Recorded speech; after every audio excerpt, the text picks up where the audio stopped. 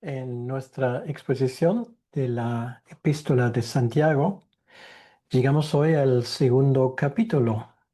Y como ya nos hemos dado cuenta, Santiago está hablando en esa epístola de temas muy prácticos, sumamente prácticos que no tienen nada que ver con la complejidad de algunos pasajes en las epístolas de Pablo o de Pedro. Realmente es muy fácil de entender lo que Santiago quiere decirnos y después de hablar del tema de la tentación y de las pruebas, y la última vez hablando del tema de la palabra de Dios y del impacto en nosotros, ahora en el capítulo 2 él aborda otro tema que es muy práctico, y esto es el tema de preferencias, o dicho de otra manera, de la parcialidad o de la imparcialidad, como se quiere decir.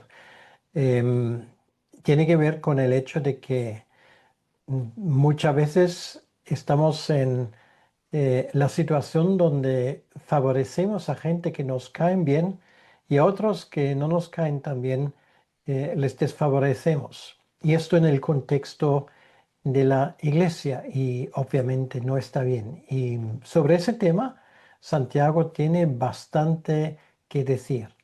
Por lo tanto, vamos a leer ahora los primeros 13 versículos del capítulo 2 de Santiago. Santiago capítulo 2, versículo 1 al 13, y dice así la palabra de Dios. Hermanos míos, que vuestra fe en nuestro glorioso Señor Jesucristo sea sin acepción de personas, porque si en vuestra congregación entra un hombre con anillo de oro y con ropa espléndida, y también entra un hombre con vestido andrajoso, y miráis con agrado al que trae la ropa espléndida, y le decís, siéntate tú aquí en buen lugar, y decís al pobre, estate tú allí en pie, o siéntate aquí bajo mi estrado. ¿No hacéis distinciones entre vosotros mismos? ¿Y venís a ser jueces con malos pensamientos? Hermanos míos, amados, oíd, ¿no ha elegido Dios a los pobres de este mundo para que sean ricos en fe y herederos del reino que ha prometido a los que le aman? Pero vosotros habéis afrentado al pobre. ¿No os oprimen los ricos? ¿Y no son ellos los mismos que os arrastran a los tribunales? ¿No blasfeman ellos el buen nombre que fue invocado sobre vosotros? Si en verdad cumplís la ley real conforme a la Escritura, amarás a tu prójimo como a ti mismo, bien hacéis.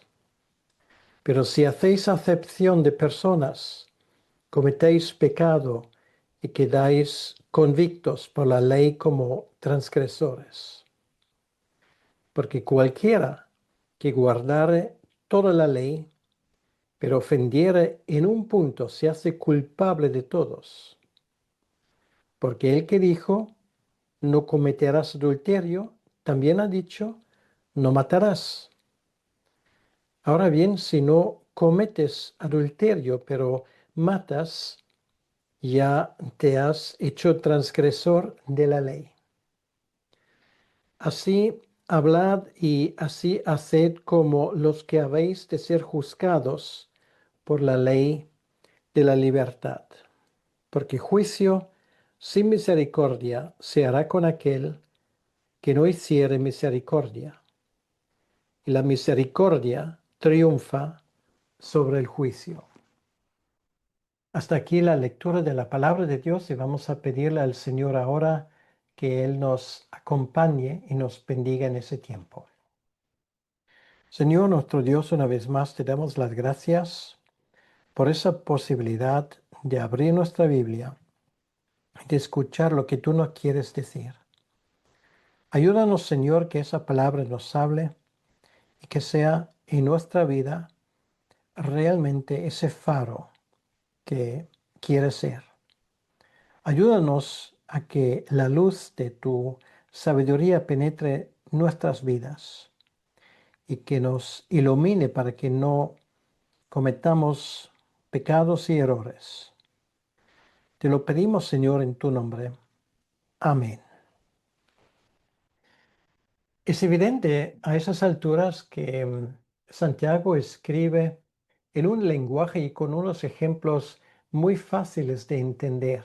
Incluso algunos expositores han propuesto de que es fácil hacer y darse cuenta uno de paralelismos entre el Sermón del Monte y el contenido de Santiago. Es cierto. Y de cierta manera no hay que olvidar una cosa. Santiago compartió juntamente con sus hermanos durante mucho tiempo la misma familia, el mismo hogar con nuestro Señor y Salvador Jesucristo. Por lo tanto, muchas de las cosas que indudablemente Jesucristo habrá dicho y mencionado ahí en casa, para Santiago eran familiares. Y seguramente según su conversión, al ver a su medio hermano resucitado de entre los muertos, muchas de esas cosas volvieron a su mente. Y por lo tanto, hoy habla de uno de esos temas que también para Jesucristo era un tema muy importante. Para entender mejor el contexto, hay que definir o tal vez explicar un poco lo que significa la palabra rico y la palabra pobre. Bueno, una persona rica, por regla general, por supuesto había excepciones, pero por regla general, era una persona que debía su riqueza no necesariamente a sus formas de hacer negocios em, in- inteligentes o extraordinarios, sino muchas veces hacía esos negocios propulsado por un afán por el dinero y haciendo, vamos a decirlo así, trapicheos con los romanos. Esa riqueza no vino muchas veces o en la mayoría de las veces de un trabajo honrado. Por lo tanto, la palabra rico muchas veces era sinónimo de persona que ha conseguido acumular sus bienes con fines dudosas, vamos a decirlo así. Al mismo tiempo, la palabra pobre habla de la gente en el otro extremo. Gente muchas veces que em, no llega a ninguna parte simplemente porque son extorsionados y manipulados sistemáticamente por personas que tienen el poder. Por lo tanto, no es una condena automática de cualquier persona que sea rica, ni tampoco eso significa que estamos ante una entrada libre al reino de Dios solamente porque uno es pobre. No se trata de eso, sino son dos tipos de personas que tienen ese contexto. Y si entendemos esto, pues el pasaje nos será mucho más fácil de entender. El tema de la parcialidad es un tema que también en nuestros días no ha dejado nada de su importancia. Vamos a ir poco a poco y básicamente vamos a hablar de esos diferentes puntos que Santiago tiene que decir sobre ese tema. Él empieza con un mandamiento en el versículo 1, que era un mandamiento que en el Antiguo Testamento se hizo hincapié muchas veces. Hermanos míos, que vuestra fe en nuestro glorioso Señor Jesucristo sea sin acepción de personas. De los jueces en Israel se les esperaba que no hiciesen acepción de personas, que sus veredictos fuesen implacables, intachables y sin darle ventaja a nadie, según la ley. Y eso se esperaba, por ende, de cada israelita, que actúe de una forma imparcial contra cualquier persona.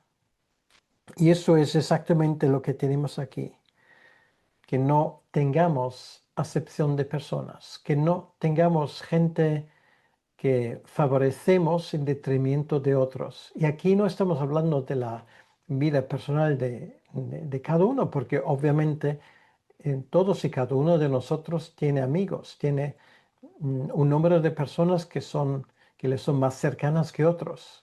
De eso no estamos hablando, sino estamos hablando de algo institucional.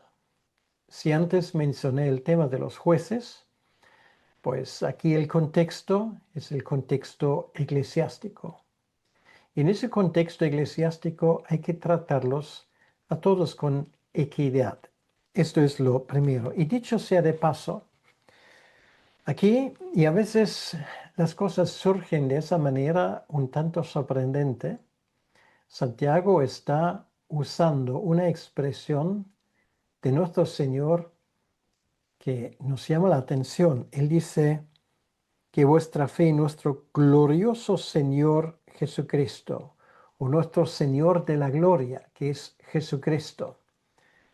Bien, esa expresión glorioso Señor o Señor de la gloria es una expresión que en el Antiguo Testamento solamente se usaba de Dios. Y por lo tanto, aquí es una forma de que Santiago nos expresa su firme fe y confianza en que Jesucristo, Jesús de Nazaret, Él con quien convivió durante casi 30 años, realmente era más que un miembro familiar, sino era Dios mismo. Y este entendimiento, obviamente, le vino a Santiago en primer lugar por ese encuentro que lo cambió todo, el encuentro con Jesús resucitado. Y por lo tanto, Él nos dice aquí claramente que Él es Dios. Pero volvemos a lo nuestro, sin acepción de personas. Esto es el mandamiento. Esto es la idea fundamental de este pasaje. Y ahora Él nos pone un ejemplo posiblemente que no solamente ha ocurrido una vez, sino varias veces. El contexto es una reunión de la iglesia. Santiago escribe esa carta posiblemente al inicio de los años 40. Quiere decir que ya llevamos, vamos a decir, 10 años con la iglesia que tenía sus reuniones siguiendo mucho a los cultos como se celebraba en la sinagoga, pero obviamente con un contenido decididamente cristiano. Quiere decir que allí, en estas reuniones de la iglesia primitiva, se adoraba al Dios y Señor Jesucristo. Y Santiago describe la siguiente escena. Está la iglesia a punto de empezar un culto, tal vez ya ha empezado el culto, y viene un hombre que obviamente por su vestido y por el anillo que lleva y por muchas más cosas, da muestras de su mm, patrimonio, vamos a decirlo así. Es una persona rica, una persona pudiente. Y por supuesto, todos son facilidades para él. El texto no dice que esa persona era creyente. Era una persona rica y simplemente por ese estatus especial se le otorgan ciertas ventajas. Al mismo tiempo entra en la congregación una persona que obviamente es todo lo contrario. Ni es influyente, ni tiene medios económicos que valgan la pena, sino es un hombre que cae en la categoría pobre. Y vimos a continuación como a esas dos personas se les em, adjuntan sitios distintos allí en el lugar de congregación. Pues a uno, pues posiblemente había sitios especiales, tal vez cercanos de una ventana donde entraba con más facilidad el aire. Sea como fuera, había sitios privilegiados y otros sitios no tanto. Como en nuestras iglesias hay lugares donde la gente se siente más a gusto que en otros.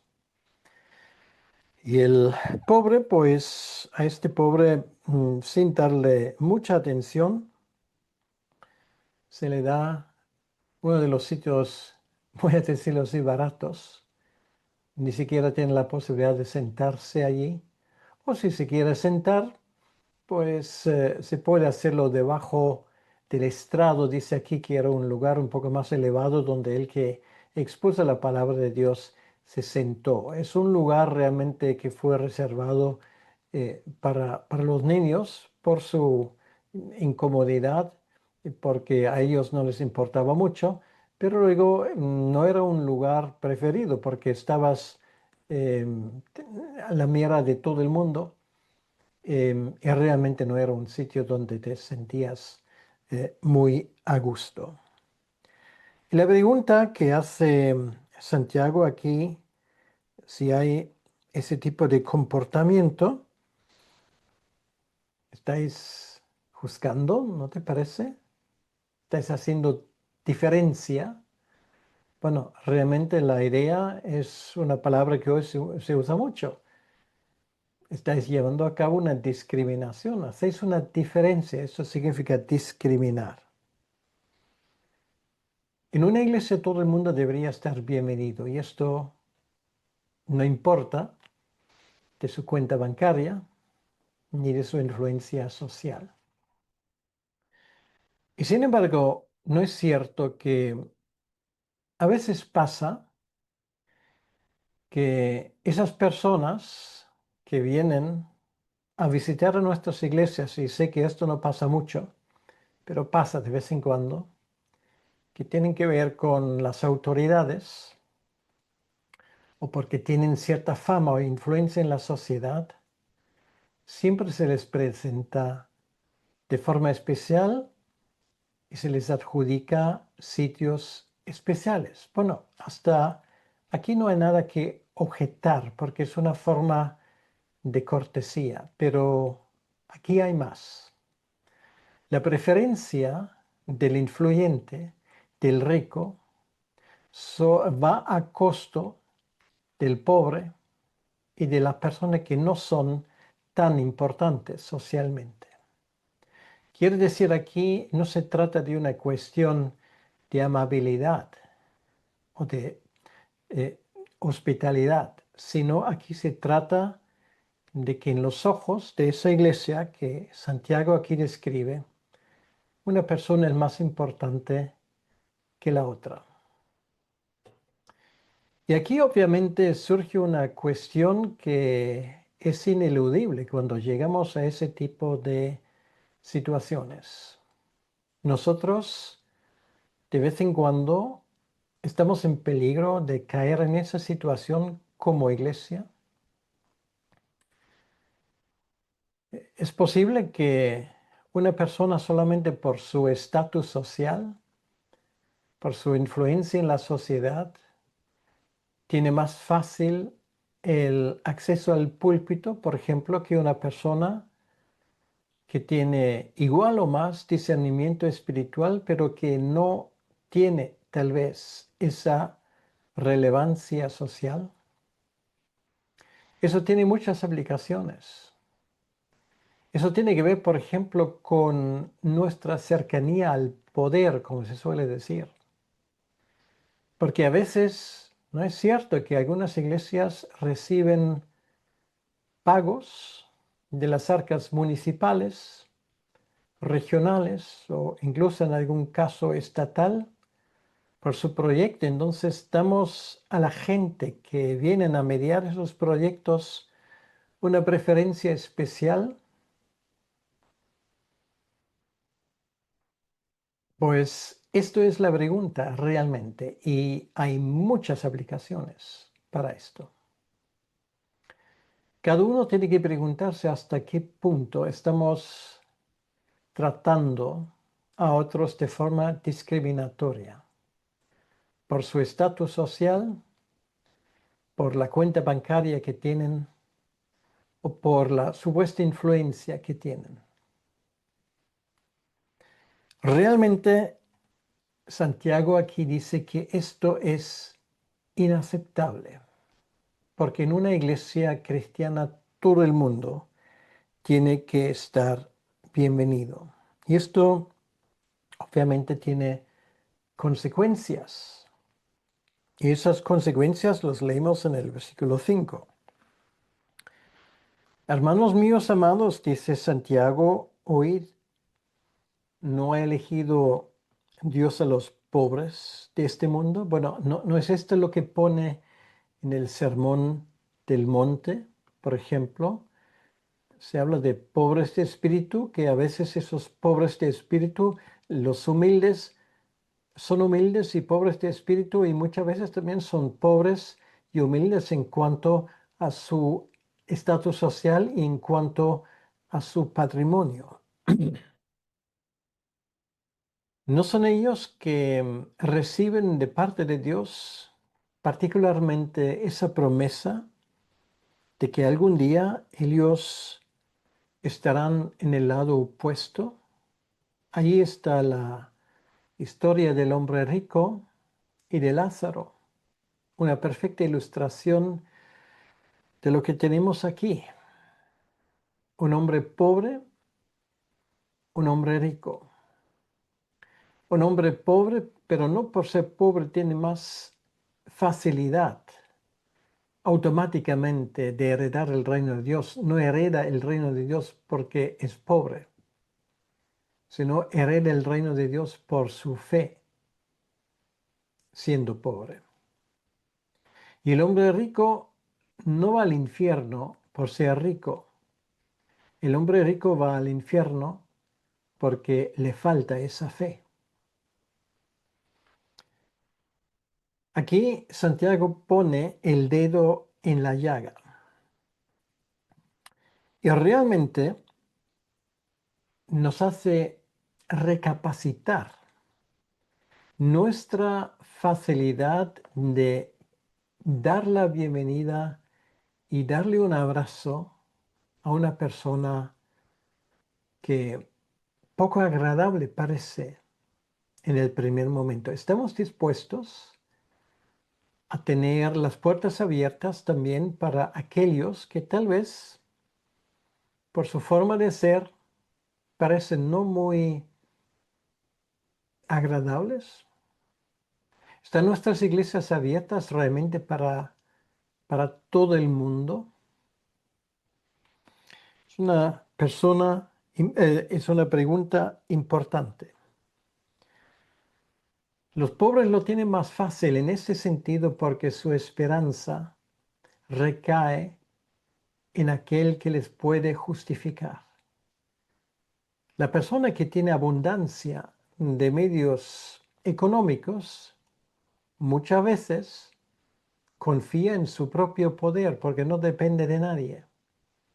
Y muchas veces el no depender de nadie hace que esa persona tampoco dependa de Dios. Por lo tanto, ese problema. Por lo tanto, Jesús dijo que es más fácil que pase un camello por la aguja, por el ojo de una aguja, que un hombre rico entre en el reino de Dios. Y cuando los discípulos se asustan, dicen, bueno, ¿esto cómo hay que entenderlo? ¿Y quién podrá ser salvo entonces?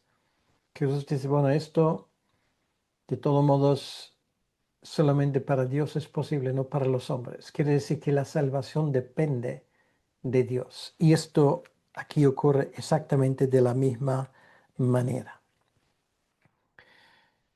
Eso nos lleva al siguiente pasaje y este pasaje, los versículos 6 y 7, hablan de que esa actuación de hacer de hacer un trato discriminatorio no va en consonancia con los hechos reales.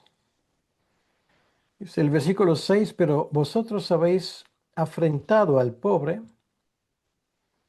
nos oprimen los ricos, y no son ellos lo mismo que os arrastran los tribunales. Bueno, ahora ese contexto nos dice un poco más sobre ese personaje rico. En aquel entonces tal vez era un fariseo, un hombre influyente, y podría haber pasado por la cabeza de los ancianos de esa iglesia, bueno, si este fariseo, si este escriba que tiene buenos enchufes con el Sanedrino, si él se siente a gusto en nuestra congregación, tal vez puede hacer algo por nosotros. Por lo tanto, tenemos que tratarle bien. ¿Sabes cómo se llama esto? Lobbyismo. Es la palabra que se usa para ese tipo de comportamiento en la política. Bueno, comúnmente, para que nos entendamos, podemos hablar también de enchufismo.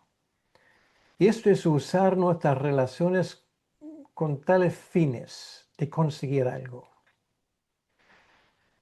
Por eso, y voy a decirlo aún más claro, no estoy en contra de que los políticos entren en nuestras iglesias, pero que entren en nuestras iglesias como todo el mundo, como pecadores y como personas que buscan la salvación en Jesucristo. No quiero que estos políticos entren en nuestras iglesias en su función de políticos, fomentando la idea de que tal vez, ellos, por su cargo, por sus influencias, por sus relaciones que tienen, podrían ser útiles para nosotros como iglesia. Esto no es bíblico. Esto es ser mezquino, parcial, como lo vemos aquí, y es algo que a Dios no le agrada para nada.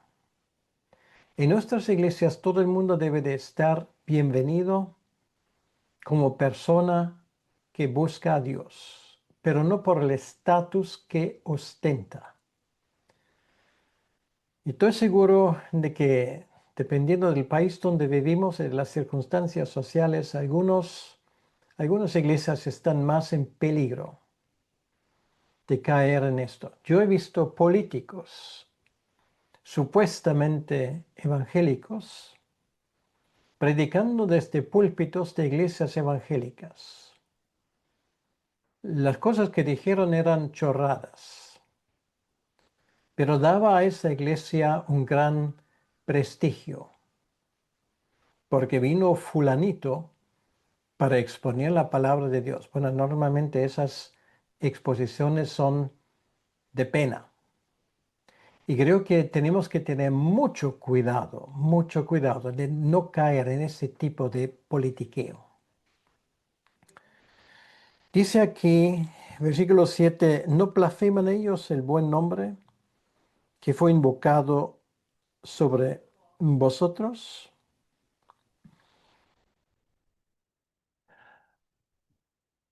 Esto es lo que ocurre muchas veces. Hoy están en nuestra iglesia y si es solamente con la idea de recoger votos y mañana no les tiembla la mano de estar en una iglesia, perdón, de estar en una reunión de socialistas o de gente que apoya la agenda gay o de gente que apoya el aborto. Hoy están con nosotros y mañana buscan otros votos. Y al abrirles las puertas de nuestras iglesias, estamos cayendo exactamente en la trampa de la cual Santiago aquí nos avisa. Por lo tanto, esto no solamente es incompatible incoherente con los hechos reales, sino también, y esto es el siguiente punto, versículo 8 al 11, es incompatible con el amor mismo. Dice, si en verdad cumplís la ley real, conforme a la Escritura, amarás a tu prójimo como a ti mismo, bien hacéis. Quiere decir que aquí Santiago ahora vuelve realmente a lo más esencial. La ley real quiere decir que esto figura entre em, esas frases que resumen realmente el contenido de la ley. Amarás al prójimo como a ti mismo. Esto debe de ser nuestra forma de que nos debe de guiar en una situación así. Tenemos que ser imparcial, amar a todo el mundo. O como dice el refrán español, haz bien y no mires a quién.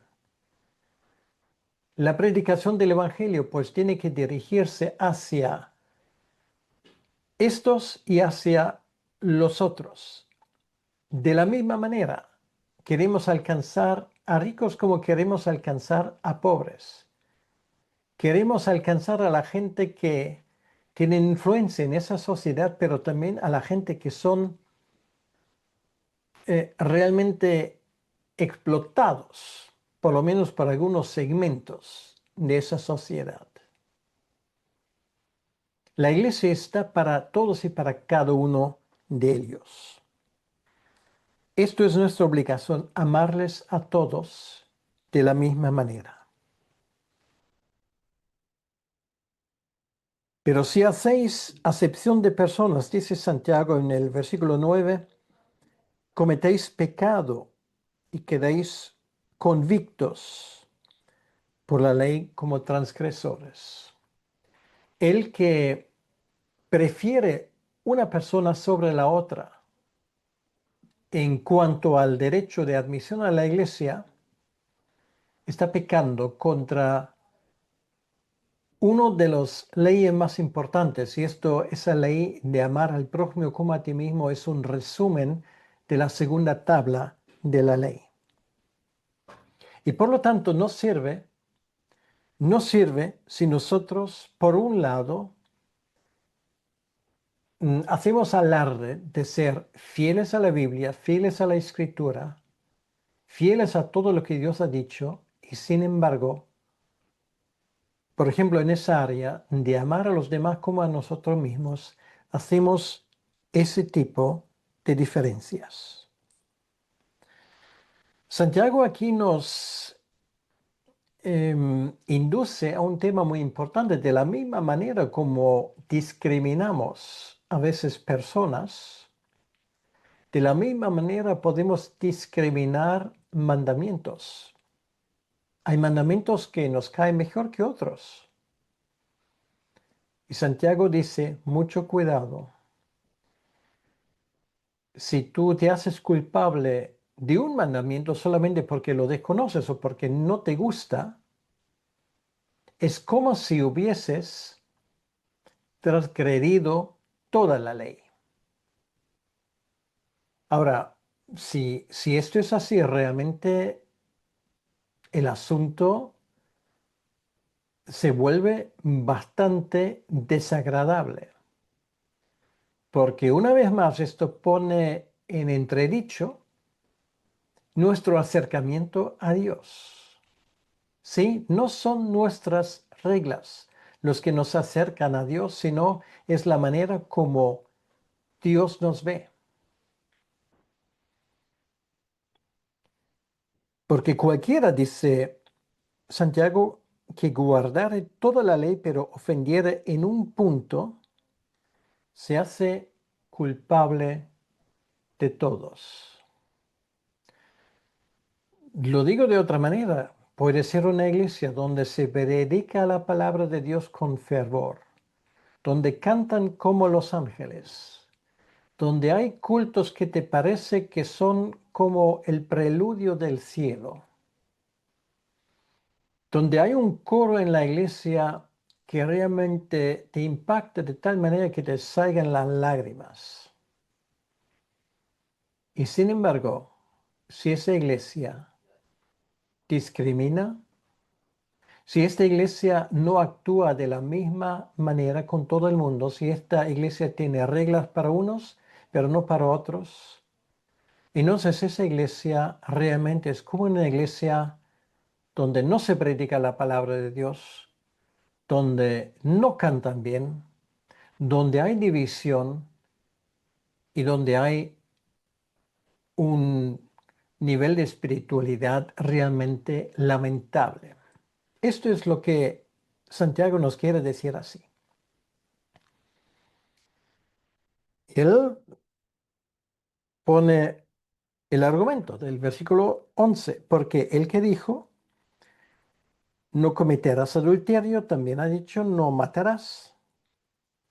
Ahora bien, si no cometes adulterio, pero matas, ya te has hecho transgresor de la ley, lo cual es evidente. Bueno, él pone aquí el, digamos, el mandamiento más obvio, ¿vale? O sea, tú puedes ser una persona y actúas como un ángel, tienes un matrimonio ejemplar, pero matas a alguien, pues es evidente que al ser homicidio, pues das lugar fundadas a dudar que realmente eres creyente. Es obvio. Y de ese argumento mayor podemos hacer la deducción al menor.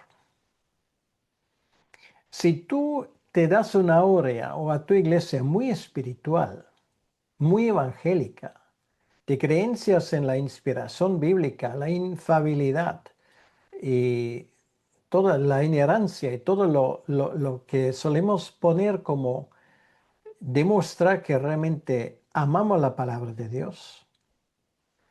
Pero si en esta área de estar abierto para todo el mundo, no estás andando bien y haces distinciones y das preferencias a otros en detrimento de otros, entonces es como si toda tu iglesia realmente estuviera en un estado de pena. Y Santiago ahora va terminando con ese tema de la imparcialidad, de la parcialidad, como se quiere.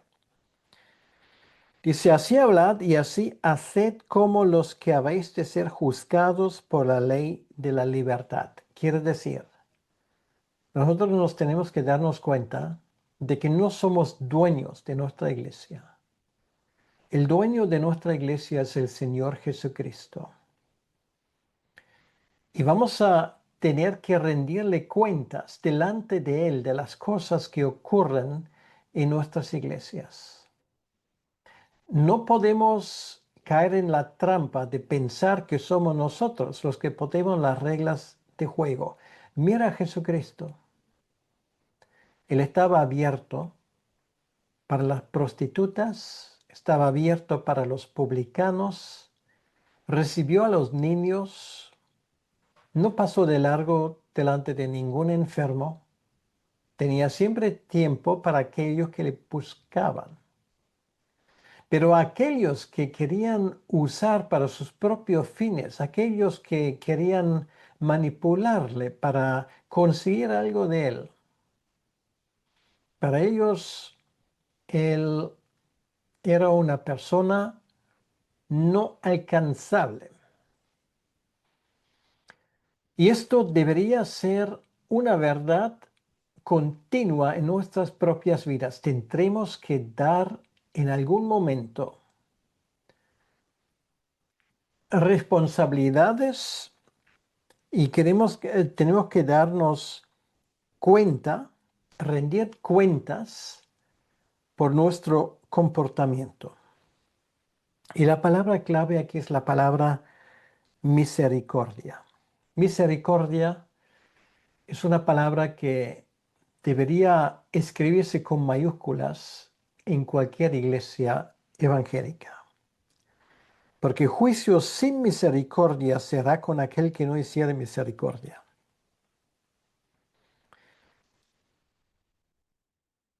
Allí se nos pueden ocurrir muchas cosas. Por ejemplo, esa parábola de los dos deudores, donde hay uno que mm,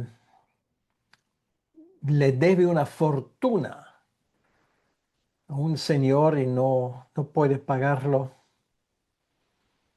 Y finalmente, pues, el, al que debe tanto dinero, pues, se acerca a la cárcel y dice, bueno, yo retiro mi denuncia, pues, déjala a ese hombre salir porque ya no quiero ese dinero. Bueno, le hace una remisión de una tremenda deuda. Bueno, ese hombre sale de la cárcel, se acuerda que ahí había uno que le debía un importe insignificante. Le busca y dice, dame lo que me debes inmediatamente. Y hasta le agrede físicamente. Bueno, es una historia muy desagradable. Ahora, ¿qué quiere decir Santiago con esto? Esto quiere decir, si una persona viene a tu iglesia, ten misericordia con esa persona. No está hablando el texto de personas que se aprovechan haciendo alarde de ser pobres, oprimidos, discriminados. No, aquí estamos hablando de personas que realmente lo son. Nuestra obligación como cristianos y como iglesia es tener misericordia con esas personas. Realmente, lo cual quiere decir que ver su estado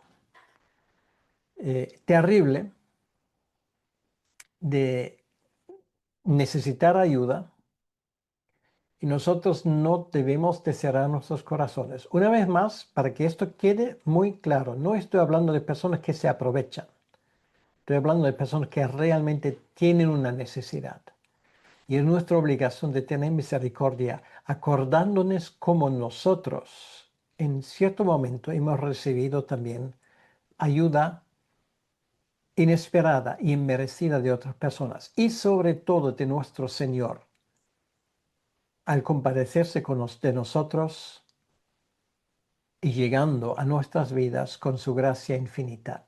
Eso de dar gracia infinita y ser misericordiosa hacia los demás debería ser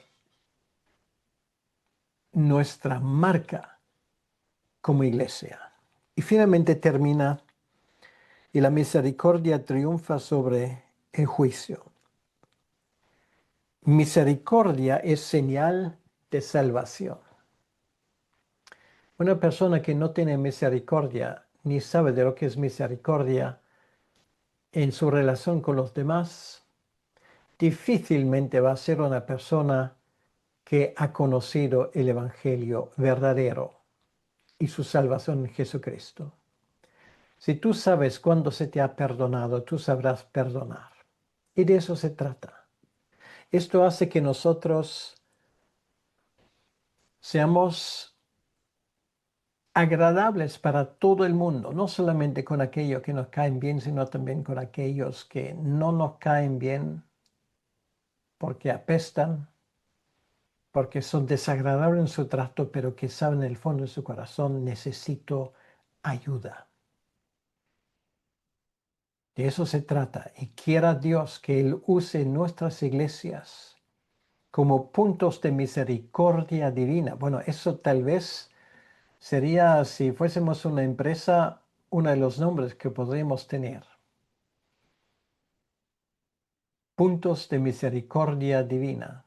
Sucursales donde damos generosamente a gente que no conocen a Dios y que no se merecen conocer a Dios de la misma manera como tú y yo no nos lo merecemos. Por lo tanto, vamos a ser imparciales y vamos a darle la bienvenida a nuestras iglesias a todo el mundo sin tener segundos pensamientos. No vamos a juzgar a las personas por su estatus social, por la cantidad de dinero que lleva en la cartera o en la cuenta. sino vamos a ver a cada uno en lo que es un pecador que necesita misericordia delante de Dios. Que Dios nos ayude para esto. Vamos a orar. Señor, gracias una vez te damos en este día por tu presencia entre nosotros y pedimos, Señor, que tú nos ayudes a poder llevar a cabo lo que acabamos de escuchar en tu palabra. Ayúdanos a ser imparciales y personas llevadas para misericordia divina. Te lo pedimos, Señor, en tu nombre y para tu honra y para tu gloria. Amén. Que Dios te bendiga.